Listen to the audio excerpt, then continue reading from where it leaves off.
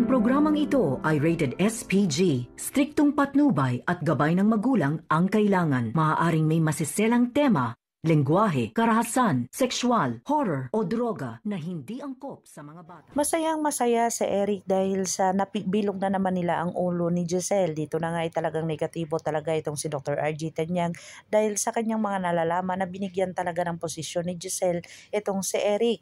Akala niya itong si Justin lang pero hindi niya inasahan ay talagang BP na si Eric ng finance at talagang porsigido itong si Eric na sirain itong Epix Medical Center dahil ayaw nila na maging masaya itong si Giselle. Dito na gumaganti si Eric at saka si Justin dito kay Giselle at talagang uunahin nila pagsira at pagguho ng Epix. Dito na nga talagang porsigido ang mag-ama na sisirain nila dahil hindi talaga makakalimutan ni Justin ang masakit na nadaranasan niya dito sa kanyang inang si Giselle.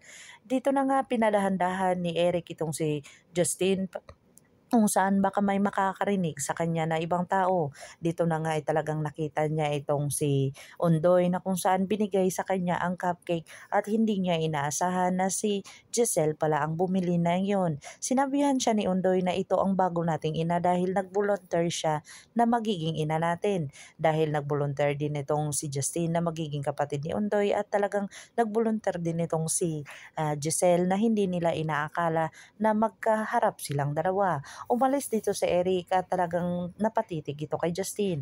Dito na nga kaya mamumuo ang komunikasyon ng mag-ina na kung saan mapapalapit sila dito dahil sa kay Undoy. Pakakabangan natin ang mga susunod pa na episode na ito. Ang abot kamay na pangarap. If you like my story, please like, share, and subscribe para ma-update po kayo sa mga susunod pa. Yun lamang po at maraming salamat.